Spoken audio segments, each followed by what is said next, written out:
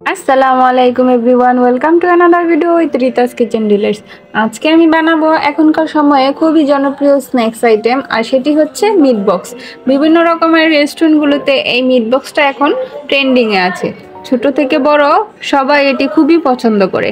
আশা করছি আপনাদের কাছে আমার এই রেসিপিটি ভালো লাগবে। So let's get started.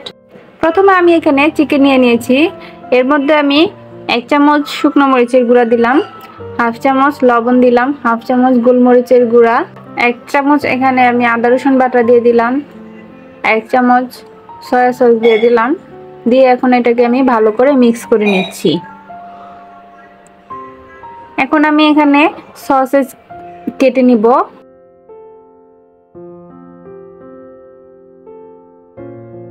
দেখুন আমি এভাবে কেটে নিয়েছি। এখন আমি ফ্রেঞ্চ ফ্রাইয়ের জন্য 3টি আলু নিব। এগুলোকে আমি ফ্রেঞ্চ ফ্রাইয়ের শেপে কেটে নিচ্ছি। এখানে আলুটা বেশি মোটাও হবে না, আবার বেশি চিকনও হবে না। ফ্রেঞ্চ ফ্রাইয়ের জন্য যেভাবে কাটি ঠিক সেভাবে কেটে নেব। এখন আমি এখানে একটি প্লেটে ময়দা নিয়ে নিয়েছি। এখানে আমি হাফ চামচ লবণ আর 1 চামচ চিনি দিয়ে এটাকে মিক্স করে নিচ্ছি। এখন আমি এই চিকেনগুলোকে ময়দার মধ্যে কোট করে নিব। নিয়ে আমি পানিতে চুবিয়ে আবার এটার মধ্যে কোট করে নিচ্ছি। তাহলে এটা ভাজলে খুবই ক্রিস্পি হবে।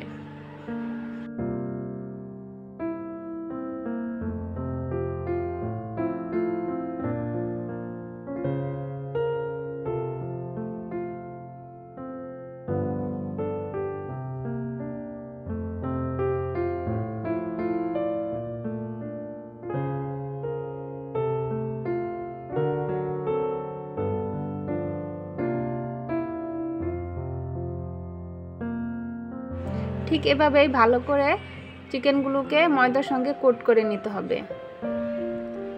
এখন এগুলো আমি উঠিয়ে নিচ্ছি, তারপর আমি এগুলোকে ভেজে নেব।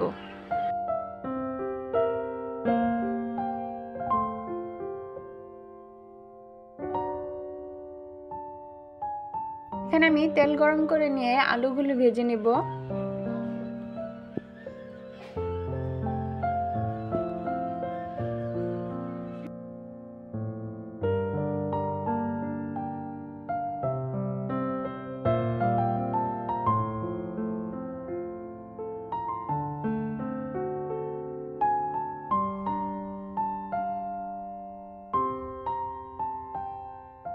এভাবে গোল্ডেন ব্রাউন করে ফ্রেঞ্চ ফ্রাইগুলো ভেজে নিলাম।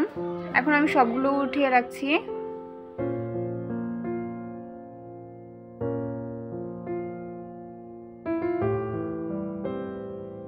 একই তেলে আমি চিকেনগুলোকেও গোল্ডেন ব্রাউন করে ভেজে নিব।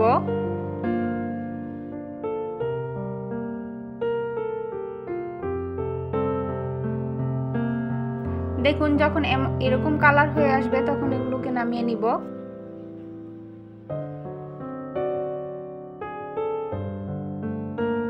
এখন আমি সসেসগুলোকেও ভেজে নিচ্ছি।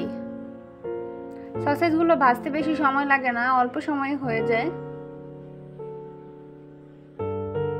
ভাজা হয়ে গিয়েছে, এখন আমি এগুলোকেও উঠিয়ে নিচ্ছি। চিকেন ফ্রাইগুলোকে এভাবে আমি মাঝখান থেকে কেটে নিব, তাহলে খেতে সুবিধা হবে। বেশি বড় বড় থাকলে মুখে দিতে অসুবিধা হবে, তাই মাঝখান থেকে কেটে নিচ্ছি। এখন একটি বাটি নিয়ে এর মধ্যে আমি 3 টেবিল চামচ মেয়োনিজ নিয়ে নিলাম। মেয়োনিজের রেসিপিটা আমার পেজে দেয়া আছে, চাইলে আপনারা চেক করে নিতে পারেন। এখন এর মধ্যে আমি টমেটো সস দিয়ে দিলাম। মেয়োনিজ আর টমেটো সসটাকে ভালো করে মিক্স করে নিতে হবে। এরপর এখানে ভেজে রাখা চিকেনগুলা, তারপর ফ্রেঞ্চ ফ্রাই, সসেস সবগুলো দিয়ে আমি সুন্দর করে মিক্স করে নিচ্ছি।